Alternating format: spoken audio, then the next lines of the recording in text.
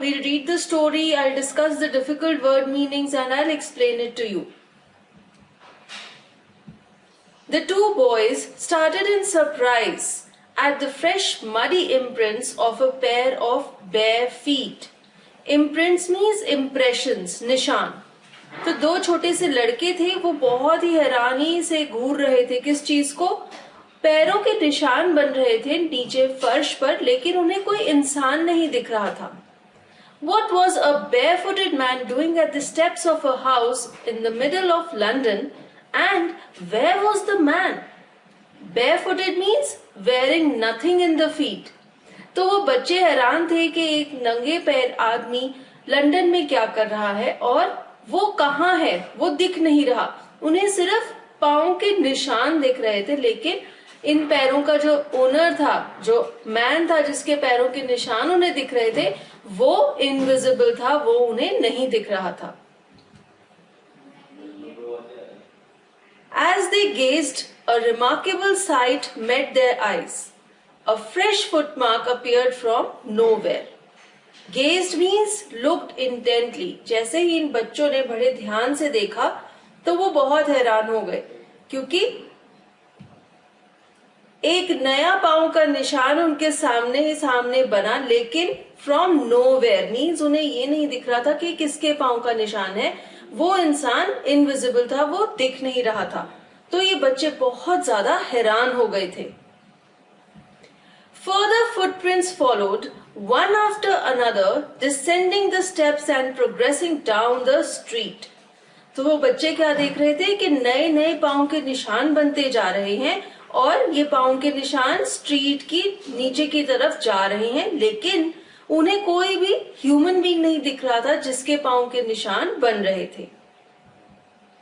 The boys followed, fascinated, until the muddy impressions became fainter and fainter and at last disappeared altogether. Fascinated means strongly attracted and interested. अब ये लड़के इन पाँव के निशान को follow करने लग गए, क्योंकि ये बहुत ज्यादा फैसिनेट हो गए थे, यानी कि उनकी तरफ आकर्षित हो गए थे. इनका इंटरेस्ट जाग गया था, ये जानना चाहते थे कि किसके पाँव के निशान हैं. लेकिन क्या हुआ, धीरे धीरे ये जो मिट्टी से भरे हुए पाँव के निशान थे ये हल्के होते गए और फाइनली ये गायब हो गए.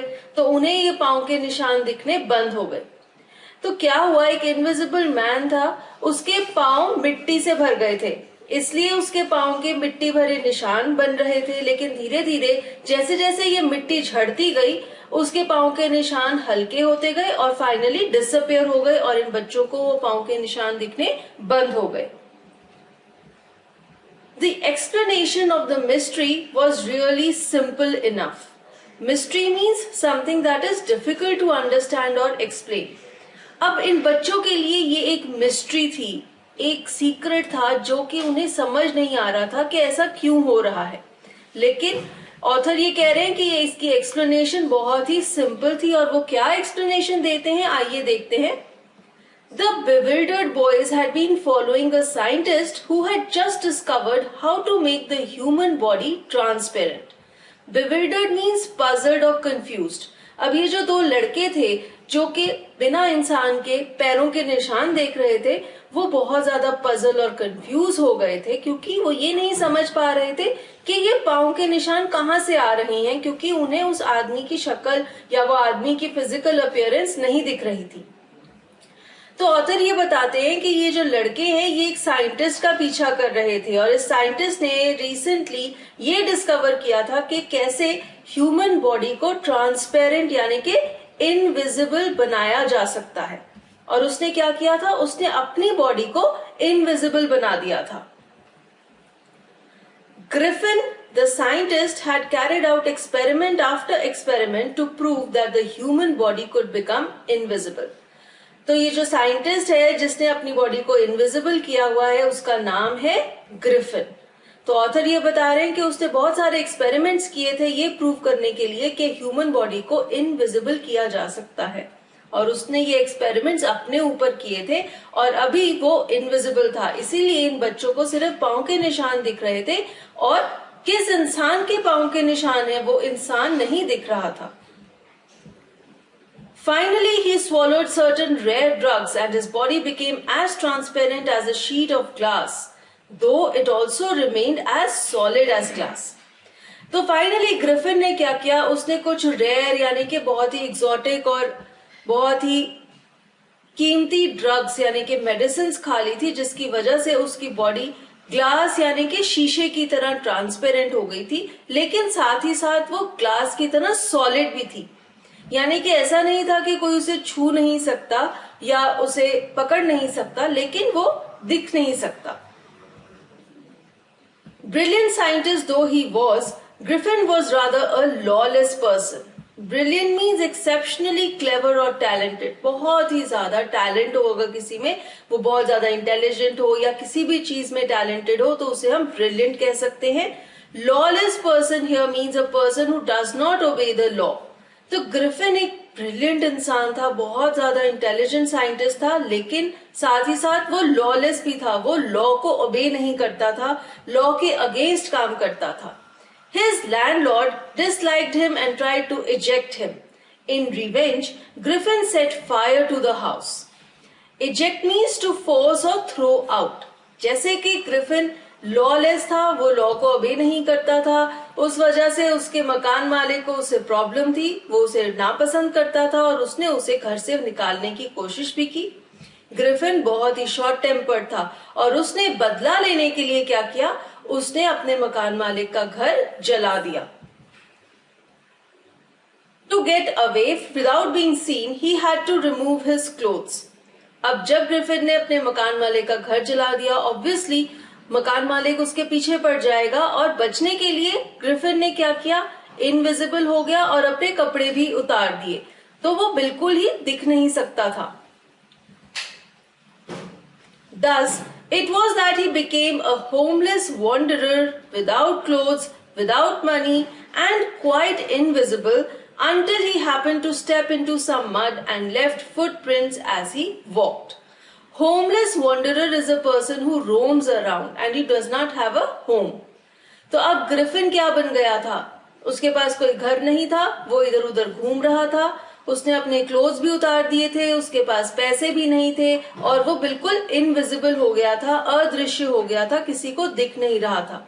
लेकिन फिर क्या हुआ, उसने थोड़ी मिट्टी में अपने पांव रख लिए, तो उसके जब पैर मिट्टी से भर गए थे तो वो फुटप्रिंट्स छोड़ रहा था जैसे वो चल रहा था, और यही वो फुटप्रिंट्स हैं जिन्हें देखकर वो दो बच्चे बहुत ज्यादा कंफ्यूज हो गए थे और जिनका वो पीछा कर रहे थे।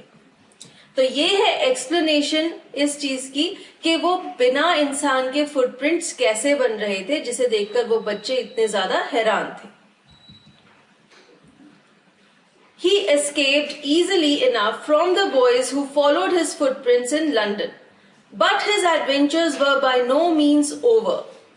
Adventures means an unusual and exciting or daring experience. By no means certainly not, यानी कि बिल्कुल नहीं।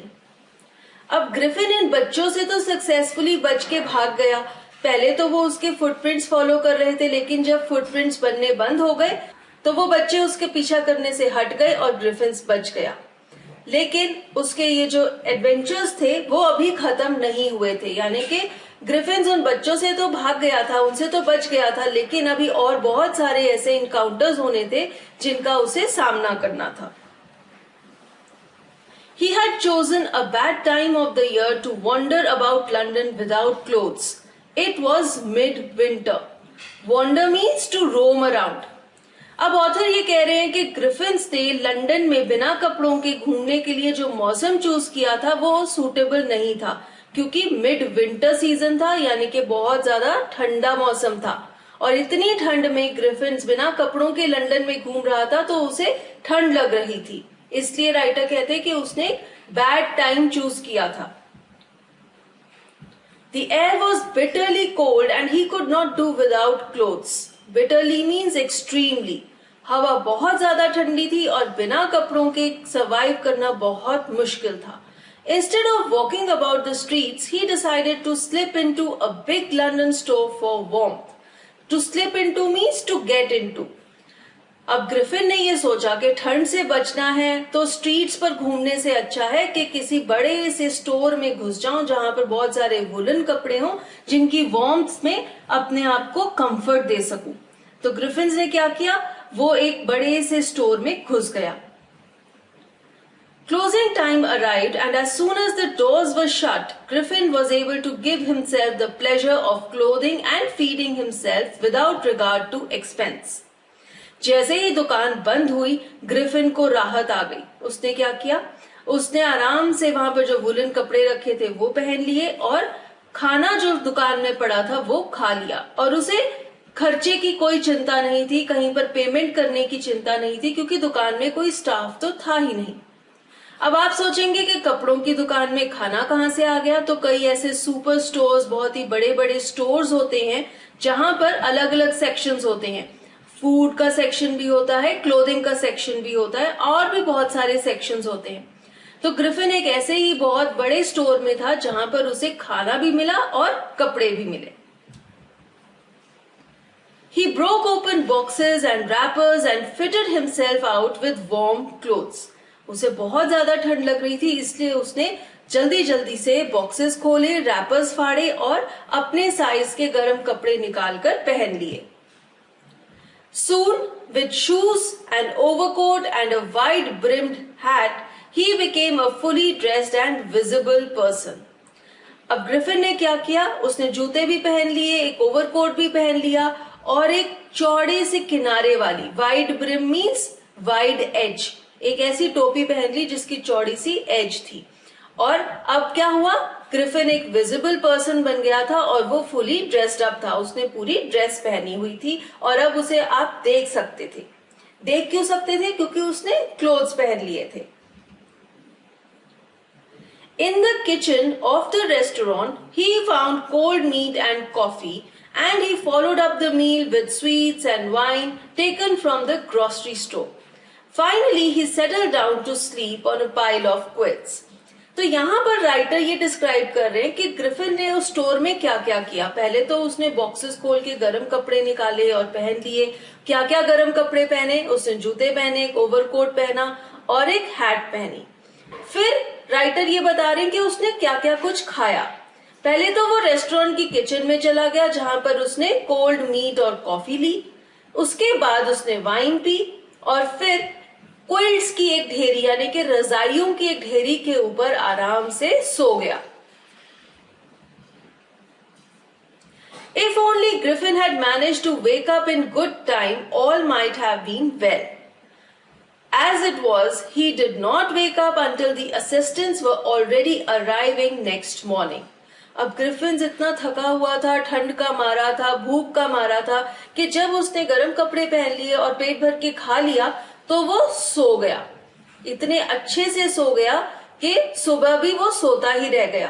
राइटर कहते हैं कि अगर वो सही टाइम पर उठ जाता, स्टोर खुलने से पहले उठ जाता तो सब ठीक रहता, यानी कि वो अपने आप को बचा सकता था। लेकिन वो सोता रहा, दुकान खुल गई, सेल्स पर्सन आ गए और फिर क्या हुआ, उन्होंने ग्रिफिन को देख लिया। When he saw a couple of them approaching, he panicked and began to run. Panic means got scared and nervous. अब ग्रिफिन तो आराम से सो रहा था, लेकिन उसने जब कपड़े पहन लिए थे तो वो विजिबल हो गया था। तो जैसे ही दुकान में स्टाफ आया, वो ग्रिफिन को देख सकता था। ग्रिफिन तो सो रहा था, लेकिन जैसे ही उसने थोड़ी सी आवाजें सुनी लोगों की, वो उठ गया। और जब उसने देखा कि उसके आसपास लोग हैं तो वो घबरा गया, वो डर गया, क्योंकि उसे पता था कि ये लोग उसे देख सकते हैं। इसलिए उसने क्या किया, वो भागने लग गया। तो सारे स्टाफ ने उसे देख लिया क्योंकि वो विजिबल तो था ही, और उन्हें ये पता लग गया कि रात को स्टोर में कोई आदमी था। They naturally gave chase. Gave chase means ran after him. In the end, he was able to escape only by quickly taking off his newly found clothes. अब ये जो स्टाफ था शॉप का, ऑब्वियसली वो इस आदमी को पकड़ने की कोशिश करेंगे जो कि उनकी दुकान में रात भर था। और ग्रिफिन ने अपनी जान बचाने के लिए एक बार फिर से अपने कपड़े उतार दिए। तो एक बार फिर से वो लंदन की स्ट्रीट्स में घूम रहा था without clothes. So once more he found himself invisible but naked in the chill January air. तो यहाँ पर राइटर यही कह रहे हैं कि एक बार फिर से ग्रिफिन की हालत वही थी. वो लंदन की गलियों में घूम रहा था, ठंड का मौसम था और उसके पास कपड़े भी नहीं थे. This time he decided to try the stock of a theatrical company in the hope of finding not only clothes but also something that would hide the empty space above his shoulders. Stock here refers to the props. जैसे कि नकली मूछें वगैरह जो actors use करते हैं उसे यहाँ पर स्टॉक कहा जा रहा है, एक थिएट्रिकल यानी कि ड्रामा कंपनी का. शोल्डर्स के ऊपर की स्पेस क्या हो गई? आपका फेस और हेड का एरिया. तो अब ग्रिफिन्स ने ये सोचा कि उसे किसी ड्रामा कंपनी के स्टॉक रूम में जाना चाहिए जहां पर ऐसे प्रॉप्स मिल सकते हैं जैसे कि नकली मूछें और नकली नाक वगैरह वगैरह, क्योंकि वो अपने शोल्डर्स के ऊपर का जो एरिया है, फेस और फोरहेड का एरिया, उसे कवर करना चाहता था, उसे छुपाना चाहता था. अभी ग्रिफिन्स की अपीयरेंस ऐसी लगती थी. उसने ओवरकोट पहन लिया और हैट पहन ली, लेकिन ये जो पार्ट है उसका फेस और फोरहेड ये एम्प्टी लग रहा है. तो वो इस पार्ट को छुपाना चाहता था, कह सकते हैं नकली नाक लगा के, मूछें लगा के, ताकि वो अजीब ना लगे. और ऐसी चीजें ढूंढने के लिए वो एक ड्रामा कंपनी के स्टॉक रूम में पहुंच गया. Shivering with cold, he hurried to Drury Lane, the center of the theatre world.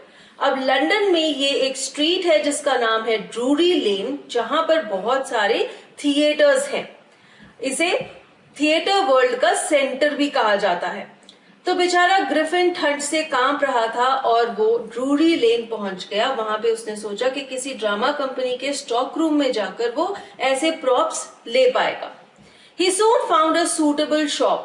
He made his way invisible upstairs and came out a little later wearing bandages round his forehead, dark glasses, false nose, big bushy side whiskers and a large hat. तो finally Griffin को एक ऐसी दुकान मिल गई जहां पे ये सारे प्रॉप्स मिलते थे. और जब वो दुकान से बाहर आया तो उसने क्या क्या कुछ पहना हुआ था. उसने अपने माथे पर बैंडेजेस लपेटी हुई थी, बहुत ही मोटे मोटे काले रंग के चश्मे पहने हुए थे, एक नकली नाक लगाई हुई थी और बहुत ही घनी सी साइड विस्कर्स, जो आपकी फेस के साइड पर विस्कर्स होती हैं, वो लगाई हुई थी और एक बड़ी सी टोपी पहनी हुई थी. So these are the props that he wore and he got from this stock room of a theatre. To escape without being seen, he callously attacked the shopkeeper from behind, after which he robbed him of all the money he could find. Callously means a way that shows insensitive and cruel disregard for others. अब जब Griffin ने ये सारे props पहन लिए थे तो वो एक बार फिर से विजिबल हो गया था, लेकिन वो उस दुकान से बाहर निकलना चाहता था, इसलिए उसे शॉपकीपर को अटैक करना पड़ा. और उसके बाद जाते जाते उसने क्या किया, उसने उसके सारे पैसे भी चुरा लिए. अब ऑब्वियसली उसे अपने आप को सर्वाइव करने के लिए पैसे भी चाहिए थे, तो ग्रिफिन ने क्या सोचा, उसने इस शॉपकीपर को रॉब किया और उसके सारे पैसे भी चुरा लिए. तो इससे हमें एक बार फिर से पता लगता है कि ग्रिफिन एक लॉलेस पर्सन था, वो गलत काम भी करता था. Eager to get away from crowded London, he took a train to the village of Iping, where he booked 2 rooms at the local inn. अब ग्रिफिन लंदन से भागना चाहता था, दूर निकलना चाहता था. उसने एक ड्रेस तो पहन ही ली थी, अब वो विजिबल हो गया था, लेकिन उसने इतने क्राइम्स कर लिए थे कि उसे डर था कि उसे पुलिस ना पकड़ ले, इसलिए उसने सोचा कि लंदन के पास आइपिंग नाम का जो गांव है वहां जाकर थोड़े दिन रहना चाहिए. वहां पर एक इन था, वहां पर उसने 2 कमरे बुक किए. The arrival of a stranger at an inn in winter was in any case an unusual event. अब ज्यादातर लंदन में ऐसे नहीं होता कि इतनी ठंड के मौसम में कोई स्ट्रेंजर यानी कि कोई अजनबी आए आपके इन में रहने के लिए. What is an inn? It is a casual type of a place. यहाँ पे क्या होता है, आप जो इन का मालिक होता है वो भी वहीं पर रहता है और नीचे एक रेस्टोरेंट या कॉफी शॉप टाइप की होती है और ऊपर कुछ रूम्स होते हैं जहां पर लोग कुछ दिन के लिए रह सकते हैं। तो ये जो इन के ओनर्स हैं ये बहुत हैरान थे कि इतने ठंड के मौसम में एक स्ट्रेंजर उनके इन में आया है। ये एक अनयूजुअल इवेंट था, ऐसा जनरली नहीं होता था। A stranger of such uncommon appearance set all tongues wagging. Wagging here means moving and it refers to talking. जब आप बात करते हैं तो आपकी जीभ हिलती है। Tongues wagging means to talk. तो सब लोग जो इन में थे वो बहुत ज्यादा हैरान थे कि एक इतना अजीब सा दिखने वाला आदमी इतने ठंड के मौसम में यहाँ पर आया है। Mrs. Hall, the landlord's wife, made every effort to be friendly. अब इनके मालिक की वाइफ का नाम है मिसेस हॉल और उसने बहुत कोशिश की कि वो ग्रिफिन के साथ एक फ्रेंडली बिहेवियर कर सके। But Griffin had no desire to talk and told her, my reason for coming to Iping is a desire for solitude. I do not wish to be disturbed in my work. Besides an accident has affected my face. Solitude means to remain alone, अकेले रहना। अब Mrs hall ने तो बहुत कोशिश की कि वो ग्रिफिन के साथ फ्रेंडली हो सके, लेकिन ग्रिफिन उससे बात नहीं करना चाहता था, इसलिए उसने क्लियरली उसे कहा कि मैं यहाँ पर अकेले रहना चाहता हूँ, इसलिए प्लीज मुझे डिस्टर्ब ना करें। मेरे फेस से एक एक्सीडेंट की वजह से असर हो गया है, तभी मैंने बैंडेजेस लपेटी हुई हैं। और वो ये कहना चाहता था कि वो थोड़ा डिस्टर्ब्ड है और वो ये नहीं चाहता कि कोई भी उससे बात करे या उसे तंग करे। Satisfied that her guest was an eccentric scientist and in view of the fact that he had paid her in advance, Mrs. Hall was prepared to excuse his strange habits and irritable temper. Eccentric here means strange. अब Mrs Hall को ये लगा कि Griffin एक पागल सा अजीब सा साइंटिस्ट है और ग्रिफिन ने सारा किराया पहले ही पे कर दिया था। अभी वो लंदन से एक शॉपकीपर को लूट कर लाया था, तो जितने भी पैसे थे, जो भी चार्जेस थे इनके, वो उसने पहले ही पे कर दिए थे। इसलिए मिसेस हॉल बहुत ज्यादा खुश थी और ग्रिफिन के अजीब से बिहेवियर को भी उसने इग्नोर कर दिया क्योंकि ग्रिफिन ने उन्हें पहले ही सारे पैसे पे कर दिए थे।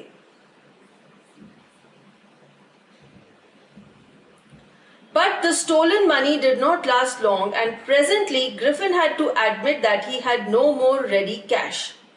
चोरी का पैसा ज्यादा दिन नहीं चलता, आपको मेहनत करके पैसे तो कमाने ही पड़ते हैं। ग्रिफिन के साथ भी ऐसा ही हुआ। चोरी किए हुए पैसे थोड़े ही दिन में खत्म हो गए और फिर उसके पास किराया देने के लिए पैसे नहीं थे। He pretended, however, that he was expecting a check to arrive at any moment. Pretended means to show a false thing to be true. यानी कि आप एक्ट कर रहे हैं कि एक झूठी चीज सच है। तो ऐसे ही ग्रिफिन ने भी एक्टिंग की कि एक चेक है, एक पेमेंट है जो कि उसके पास आने ही वाली है। तो जब उसके इनके ओनर्स मिसेस हॉल ये एक्सपेक्ट कर रहे थे कि वो बाकी का किराया भी देगा, तो वो उन्हें ऐसे टरका रहा था ये कह के कि अभी उसकी पेमेंट आने वाली है, जबकि उसे पता था कि ऐसा कुछ भी नहीं होने वाला। Shortly afterwards, a curious episode occurred. थोड़े दिनों बाद एक बहुत ही अजीब सा हादसा होता है। Very early in the morning, a clergyman and his wife were awakened by noises in the study. Clergyman is a priest, most probably a priest at the church. तो चर्च में एक प्रीस्ट यानी कि पुजारी था, वो और उसकी वाइफ अपने घर पर सो रहे थे, लेकिन उनके स्टडी रूम में अजीब सी आवाजें हुई जिनकी वजह से वो उठ गए। आवाजें किसकी थी? Creeping downstairs, they heard the chink of money being taken from the clergyman's desk. अब पुजारी के टेबल के ड्रॉर की आवाज सुनाई दी उन्हें और उन्हें सुनाई दिया कि कोई उसमें से पैसे निकाल रहा है। तो दोनों सीढ़ियां उतर के नीचे अपने स्टडी रूम की तरफ जा रहे थे। Without making any noise and with a poker grasped firmly in his hand, the clergyman flung open the door. Surrender! Poker is a metal rod with a handle used for prodding and stirring an open fire. जहां पर भी fire जगाई जाती है fire place में, उन जगहों पर जहां पर बहुत ज्यादा ठंड होती है, तो फायर प्लेस में जो वुड होती है उसे ठीक करने के लिए, उसे हिलाने के लिए, सेटल करने के लिए एक इंस्ट्रूमेंट यूज होता है जिसे कहते हैं पोकर। ये क्या होता है? एक मेटल की रॉड होती है जिसके ऊपर एक हैंडल लगा होता है। तो इस क्लर्जीमैन ने, प्रीस्ट ने क्या किया, उसने ये पोकर हाथ में उठाया ताकि वो चोर को इससे मार सके। और जब वो अपने स्टडी रूम में घुसा तो उसने दरवाजे को जोर से धक्का देकर खोला और बोला सरेंडर, यानी कि तुम अपने आप को सरेंडर कर दो, नहीं तो मैं तुम्हें इससे मारूंगा। Then to his amazement, he realized that the room appeared to be empty. Amazement means surprise. अब ये बेचारा पुजारी बहुत ज्यादा हैरान था क्योंकि जैसे ही कमरे का दरवाजा खुला तो क्या हुआ? कमरा खाली था, वहां पर कोई भी नहीं था। तो अब ये लोग हैरान हैं कि आवाज किसने की। He and his wife looked under the desk and behind the curtains and even up the chimney. तो दोनों हस्बैंड वाइफ सारे कमरे में चोर को ढूंढने लग गए। उन्होंने डेस्क के पीछे देखा, कर्टन्स के पीछे देखा और चिमनी में भी देखा कि हो सकता है कोई चिमनी में छुपा हो, लेकिन उन्हें वहां पर कोई भी नहीं दिखा। There wasn't a sign of anybody. Yet the desk had been opened and the housekeeping money was missing. वहां पर कमरे में कोई भी नहीं था, लेकिन डेस्क का ड्रॉर खुला हुआ था और डेस्क में जो हाउसकीपिंग के पैसे थे वो मिसिंग थे, यानी कि वो वहां पर नहीं थे। हाउसकीपिंग मीन्स घर को ठीक ठाक रखने के लिए जो भी आपने पैसे साइड पर रखे होते हैं, आपके रेगुलर खर्चे के पैसे, उसे हाउसकीपिंग मनी कहा गया है। तो किसी ने तो उस ड्रॉर में से पैसे चुराए थे, लेकिन चोर वहां पर नहीं था, वो गायब हो गया था और प्रीस्ट और उसकी वाइफ बहुत ज्यादा हैरान थे। Extraordinary affair, the clergyman kept saying for the rest of the day. अब बेचारा प्रीस्ट इतना ज्यादा हैरान था कि पता नहीं चोर कहाँ चला गया, वो इनविजिबल हो गया, वो उन्हें दिख ही नहीं रहा था, और वो पूरा दिन बोलता रहा एक्स्ट्रा ऑर्डिनरी अफेयर, यानी कि बहुत ही अजीब सी बात है कि कमरे में कोई भी नहीं है। But it was not as extraordinary as the behavior of Mrs. Hall's furniture a little later that morning. अब उसी सुबह एक और अजीब सी चीज होती है। वो क्या है? मिसेस हॉल के घर में जो फर्नीचर रखा हुआ है वो भी अजीब अजीब से तरीकों से बिहेव करने लग जाता है। किस वे से बिहेव करता है, आइए देखते हैं। The landlord and his wife were up very early and were surprised to see the scientist's door wide open. अब ये जो इन का मालिक है वो और उसकी वाइफ यानी कि मिस्टर एंड मिसेस हॉल, ये सुबह जल्दी उठ गए थे और ये बहुत हैरान थे ये देखकर कि ग्रिफिन के कमरे का दरवाजा खुला पड़ा है। Usually it was shut and locked and he was furious if anyone entered his room. Furious means very angry. Generally क्या होता था, ग्रिफिन अपने कमरे का दरवाजा बंद रखता था और अगर कोई भी उसके कमरे में घुस आता था तो वो बहुत ज्यादा गुस्सा हो जाता था। लेकिन इस सुबह मिस्टर एंड मिसेस हॉल बहुत ज्यादा हैरान थे क्योंकि ग्रिफिन के कमरे का दरवाजा खुला पड़ा था। क्यों खुला पड़ा था उसके कमरे का दरवाजा? क्योंकि वो कमरे में था ही नहीं, वो प्रीस्ट यानी कि पुजारी और उसकी वाइफ के घर पर चोरी करने गया हुआ था। The opportunity seemed too good to be missed. They peeped round the door, saw nobody and decided to investigate. Investigate means to find out the truth. सच पता लगाना। अब मिस्टर एंड मिसेस हॉल ने क्या किया, उन्हें लगा कि ये तो एक बहुत अच्छा मौका है, हम ग्रिफिन के कमरे में घुस सकते हैं और सच का पता लगा सकते हैं कि ये जो मिस्टीरियस सा आदमी है एक्चुअली इसकी सच्चाई क्या है।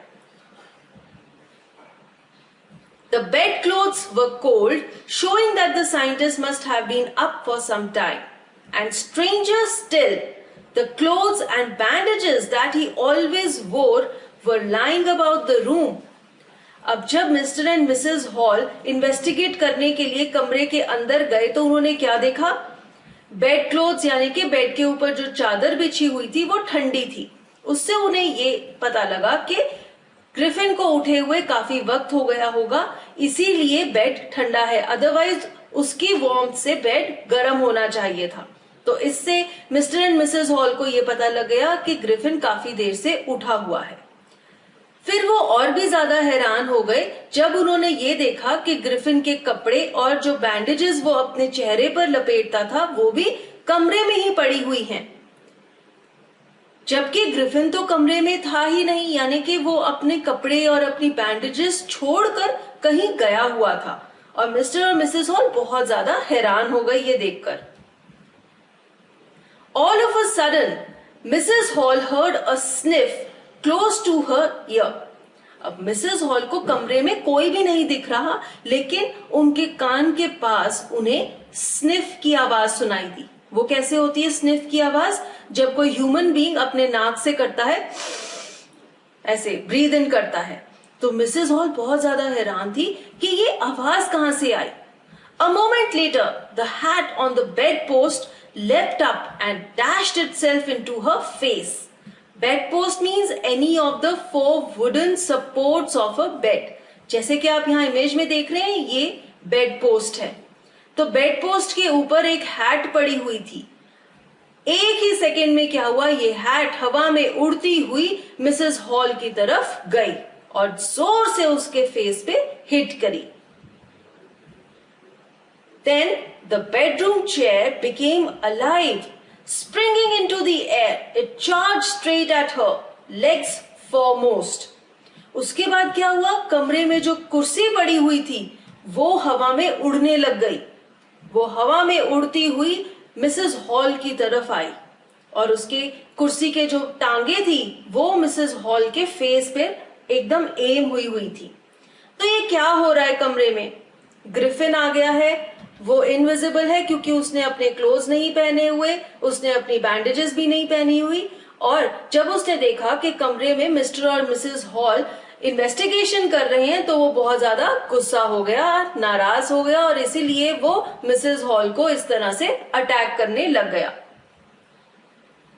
As she and her husband turned away in terror, the extraordinary chair pushed them both out of the room and then appeared to slam and lock the door after them. Slam means to shut with force. अब mister and Mrs hall बहुत ज्यादा डर गए क्योंकि कमरे में अजीब अजीब सी चीजें हो रही थी, टोपियां उड़ रही थी, कुर्सियां उड़ रही थी। और तभी जैसे ही वो कमरे से बाहर निकले, वो कुर्सी जोर से दरवाजे से टकराई और कमरे के दरवाजे को जोर से बंद कर दिया। तो बेचारे मिस्टर और मिसेस हॉल बहुत ज्यादा डर गए थे। तो उस दिन 2 अजीब सी चीजें हुई। पहली चीज तो हुई प्रीस्ट के साथ, उसके घर में चोरी हुई और चोर उन्हें दिखाई नहीं दिया। सेकेंड चीज हुई मिस्टर एंड मिसेस हॉल के साथ, जो कि इनके ओनर्स थे। जब वो ग्रिफिन के कमरे में गए तो वहां पर सारा फर्नीचर उन पर अटैक करने लग गया। आगे क्या हुआ? Mrs hall almost fell down the stairs in hysterics. Hysterics means a wildly emotional and exaggerated reaction. बेचारी मिसेस हॉल इतनी ज्यादा डर गई थी, इतनी ज्यादा घबरा गई थी कि जब वो कमरे से बाहर निकली तो वो सीढ़ियों से नीचे गिरने वाली थी। She was convinced that the room was haunted by spirits and that the stranger had somehow caused these to enter into her furniture. Haunted means frequented by ghosts, यानी कि visited by ghost. Mrs hall का यह मानना था कि Griffin के कमरे में भूत आ रहे थे और ग्रिफिन की ही वजह से, यानी कि उसी ने भूत बुलाए थे और ये भूत उसके फर्नीचर में घुस गए थे और ये भूत ही थे जो कि फर्नीचर को इधर उधर उड़ाकर गिर रहे थे और उसे अटैक कर रहे थे। My poor mother used to sit in that chair, she moaned, to think it should rise up against me now. तो बेचारी मिसेस हॉल रो रही है, बहुत ज्यादा दुखी है। वो कहती है कि इस कुर्सी में मेरी माँ बैठा करती थी और अब यही कुर्सी हवा में उड़कर मुझ पर अटैक कर रही है। बेचारी ये सोच रही थी कि पता नहीं मैंने ऐसा क्या किया है जो कि मेरा फर्नीचर मुझे मार रहा है, मुझ पे अटैक कर रहा है। The feeling among the neighbors was that the trouble was caused by witchcraft. तो इनके ओनर्स के जो नेबर्स थे वो ये सोच रहे थे कि हो सकता है किसी विच यानी कि किसी जादूगरनी ने कोई जादू किया है जिसकी वजह से इनमें ऐसी अजीब अजीब सी चीजें हो रही हैं। But witchcraft or not, when news of the burglary at the clergyman's home became known, the strange scientist was strongly suspected of having a hand in it. अब जब सारे के सारे गांव को ये पता लगा कि क्लर्जीमैन के घर में चोरी हुई है, तो सब लोग इस भूत के जादू को भूल गए। तो सब लोग इस जादूगरनी को भूल गए और सबको ये लगा कि ये जो अजीब सा साइंटिस्ट इनमें आया है जरूर इसी का हाथ है इस चोरी में। तो सब लोगों को अब ये पता लगने लग गया कि जो अजीब अजीब से हादसे हो रहे हैं, पुजारी के घर में चोरी भी हुई है, इन सब के पीछे किसी जादूगर का हाथ नहीं है बल्कि इस अजीब से साइंटिस्ट का ग्रिफिन का हाथ है। Suspicion grew even stronger when he suddenly produced some ready cash, though he had admitted not long before that he had no money. अभी थोड़ी देर पहले तो ग्रिफिन ने इनके ओनर्स को ये कहा था कि उसके पास कैश नहीं है, लेकिन अचानक से उसने उन्हें पैसे दे दिए और इस वजह से सबका शक मजबूत हो गया और सब लोग यही मानने लग गए कि पुजारी के घर पर चोरी ग्रिफिन ने ही की है। The village constable was secretly sent for. Instead of waiting for the constable, Mrs. Hall went to the scientist who had somehow mysteriously appeared from his empty bedroom. अब इनके ओनर ने सीक्रेटली यानी कि बिना announce किए constable को यानी कि पुलिस को बुला लिया, लेकिन मिसेस हॉल को इतना ज्यादा गुस्सा चढ़ा हुआ था कि उसने पुलिस की वेट नहीं की और वो ग्रिफिन के कमरे में चली गई। वो ये हैरान थी कि अभी तो हम जब ग्रिफिन के कमरे में गए थे तो उसका कमरा खाली था, लेकिन अब ग्रिफिन अचानक से अपने कमरे से कैसे बाहर आ गया। तो वो ये मिस्ट्री को सॉल्व करना चाहती थी, इसलिए वो ग्रिफिन के पास गई। I want to know what you have been doing to my chair upstairs, she demanded. अब मिसेस हॉल ग्रिफिन के पास गई, उसके कमरे में गई और उससे ये पूछती है कि मुझे ये बताओ कि कमरे में जो कुर्सी पड़ी हुई है उसको तुमने क्या किया है, वो ऐसे हवा में कैसे उड़ रही है। And I want to know how it is you came out of an empty room and how you entered a locked room. Further वो उससे पूछती है कि मुझे ये भी बताओ कि अभी तो ये कमरा खाली था लेकिन तुम इस कमरे से बाहर कैसे आ रहे हो, और ये कमरा लॉक था तो तुम इस कमरे के अंदर घुसे कैसे। तो मिसेस हॉल बहुत ज्यादा पजल्ड और कंफ्यूज्ड है और वो अपने सवाल ग्रिफिन से पूछती है। The scientist was always quick tempered, now he became furious. Quick tempered means एक ऐसा इंसान जिसे बहुत जल्दी गुस्सा आ जाता है, और वो ये टॉलरेट नहीं कर पाया कि मिसेस हॉल उससे इतने सारे सवाल पूछ रही है, उसे बहुत ज्यादा गुस्सा आ गया। You don't understand who or what I am, he shouted. Very well, I'll show you. Griffin कहता है कि तुम्हें नहीं समझ आ रहा कि मैं कौन हूं, मैं क्या हूं। कोई बात नहीं, मैं अभी तुम्हें अपनी सच्चाई दिखाता हूं। Suddenly, he threw off bandages, whiskers, spectacles and even nose. It took him only a minute to do this. अब ग्रिफिन ने क्या किया, उसने अपने चेहरे पर जितनी भी आर्टिफिशियल नकली प्रॉप्स लगाए हुए थे एक एक करके उन्हें उतार दिया। उसने जो बैंडेज लपेटी हुई थी अपनी फोरहेड पे वो उतार दी, जो साइड विस्कर्स लगाए हुए थे, मोटे मोटे काले चश्मे पहने हुए थे और जो नकली नाक टांगी हुई थी, सब कुछ उतार कर गेर दिया। The horrified people in the bar found themselves staring at a headless man. तो अब सब लोगों के सामने एक ऐसा इंसान था जिसका सिर ही नहीं था। यहाँ पर आप देख सकते हैं ग्रिफिन की अपीयरेंस कुछ ऐसी थी। उसने नीचे कोट पहना हुआ था, सिर पे हैट, और ये वाला फेस का एरिया बिल्कुल खाली था। यहाँ पर उसने जो कुछ भी लपेटा हुआ था वो सब उसने उतार कर फेंक दिया और सब लोग हॉरिफाइड थे, वो डर गए थे इसे देखकर। Mr. Jaffers, the constable, now arrived and was quite surprised to find that he had to arrest a man without a head. जैसे ही पुलिसमैन आया जिसका नाम था मिस्टर जैफर्स, वो बहुत ज्यादा हैरान था क्योंकि उसने पहली बार एक ऐसा इंसान देखा था जिसका चेहरा ही नहीं था और उसे ऐसे इंसान को अरेस्ट करना था। But Jaffers was not easily prevented from doing his duty. If a magistrate's warrant ordered a person's arrest, then that person had to be arrested with or without his head. Mister Jaffers अपनी duty करने में माहिर था. उसने ये सोचा कि अगर उसके पास एक वारंट है, एक अरेस्ट वारंट है, जिसने उसने किसी भी आदमी को अरेस्ट करना है, तो उसे अपनी ड्यूटी पूरी करनी ही पड़ेगी, चाहे उस आदमी का सिर हो या ना हो.